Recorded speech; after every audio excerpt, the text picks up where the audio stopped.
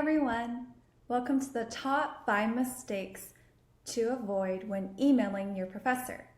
First, I wanted to introduce myself, and then I wanted to provide 5 pieces of advice when emailing your professor. So to introduce myself, my name is Jennifer Myung. I obtained my undergraduate and graduate degrees at the University of Texas at Austin, and now I'm working at the same university. As a student, I was very shy and felt nervous when I had to talk or email my professors. So I wanted to share some advice that helped me, and I hope that it is helpful to you as well. So something that we all have to do is write emails to our professors. Does it often take you a long time to draft emails to your professors? Are you often scrolling through your dictionary and SAT words, trying to find that perfect word to convey your thoughts?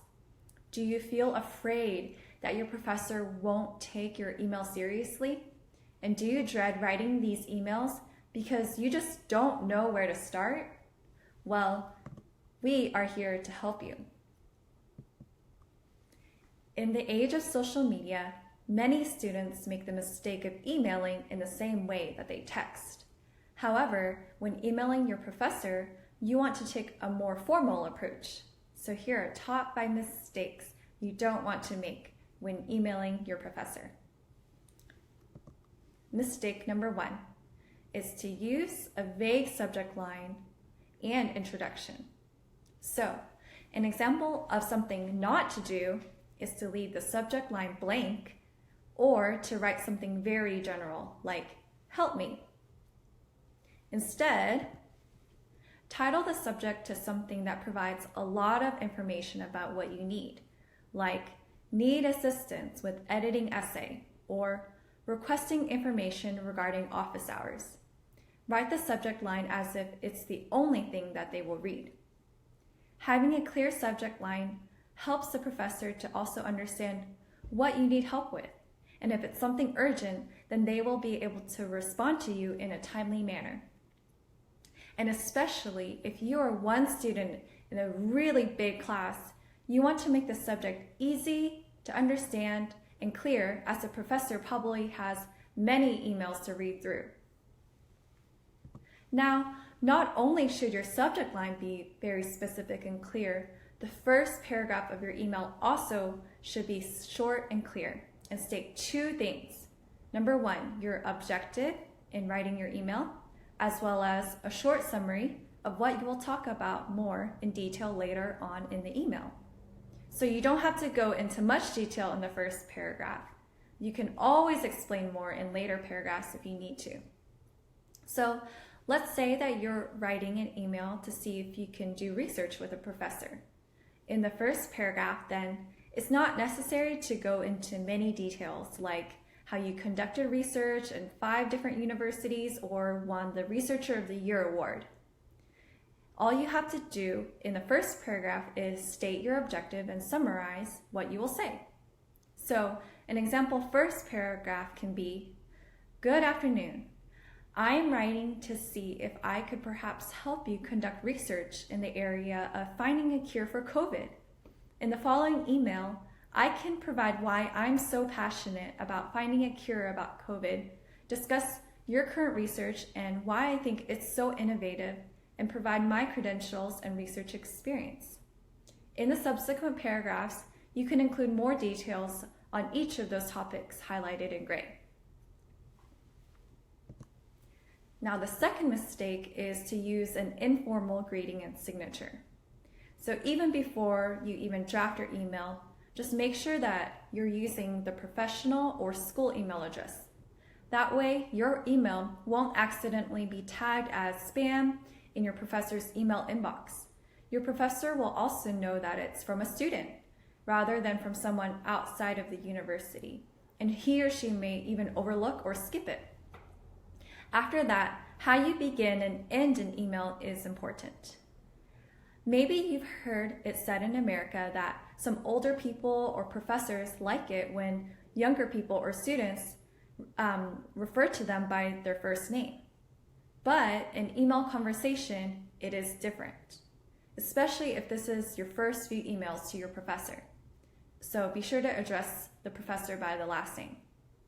So here's an example of something to be aware of and not to do. So when my friend was a freshman, she accidentally wrote, "Hi, Mr. Killian," to her professor, and he emailed her back saying, "It's actually Dr. Killian." Oops. Yeah, that's a bad mistake. So for the greeting, instead of writing, "Hello, Mr. Killian," and jumping into your message right away, it's appropriate to pause and just greet the professor with the correct title and last name, such as Dr. Lee or Professor Smith. Some of your professors may not have a doctorate degree, so then it's okay to use Mr. or Ms., but that's not as common. So if you do not know a professor's gender or level of education, doctor or professor is always the safe choice. When ending your email, adding a closing statement such as "Sincerely," "Kind regards," "Thank you," "Best," followed by your full name adds another layer of formality. Oftentimes, students include a signature block after their full name. And according to the Tufts University website, you can write in the signature block your full name, major, school, and expected graduation year. And in the second line, you can write your school email address and telephone number. So why telephone number? It's so that the professor can call you if it's more convenient for him or her. And you can see an example on the slide for a signature block.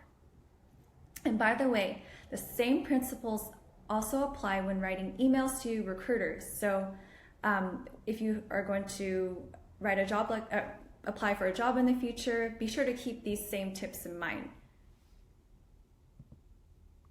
Now, mistake number 3 is to send an email without proofreading.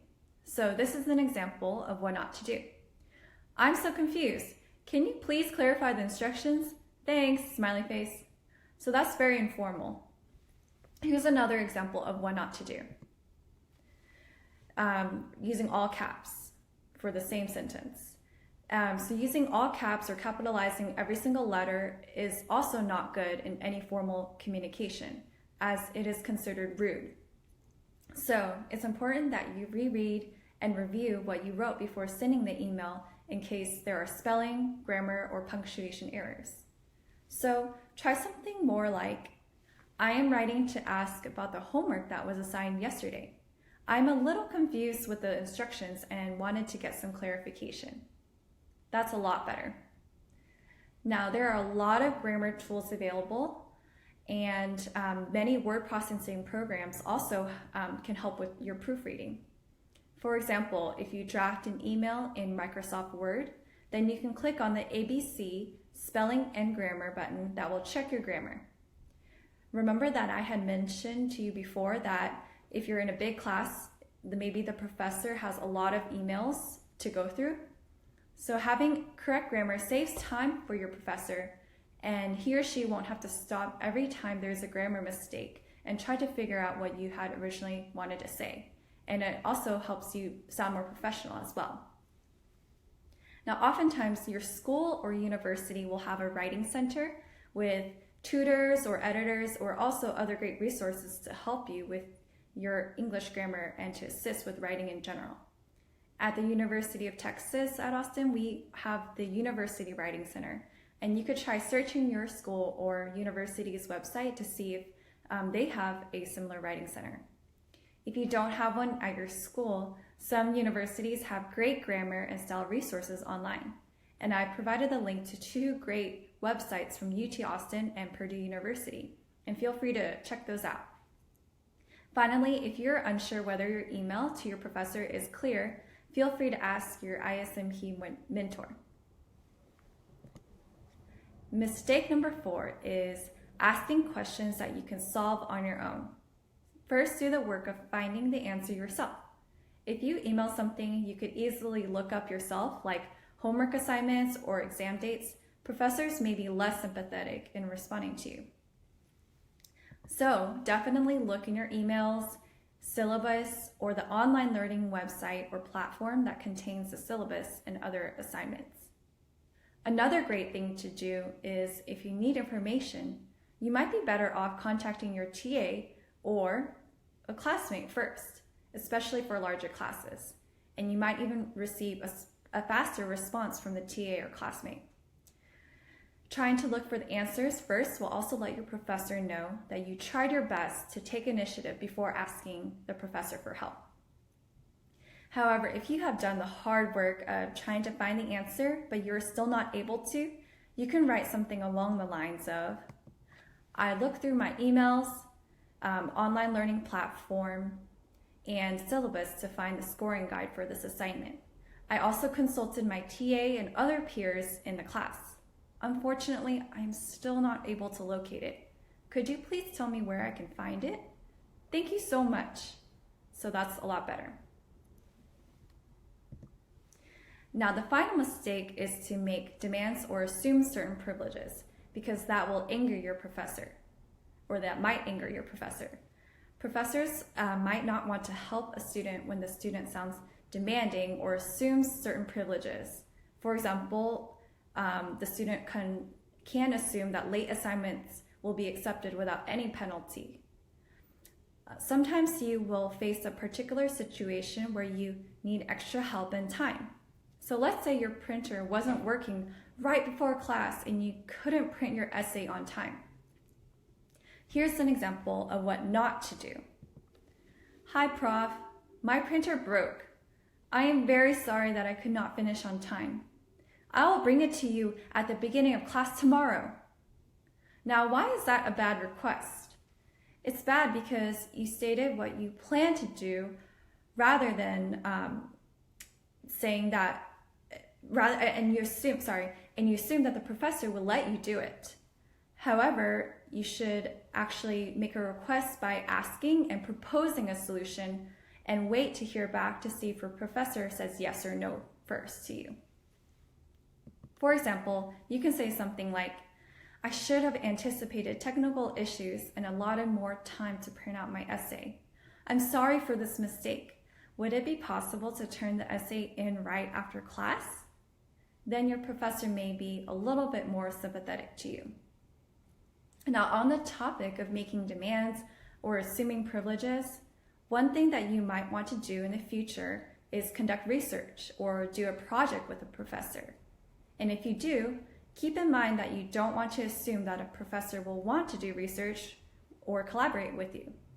Rather, you want to ask and provide good reasons for why the professor should accept you in the research group, and to provide explanations for why you want to do research so that the professor may be more open to doing research or project with you.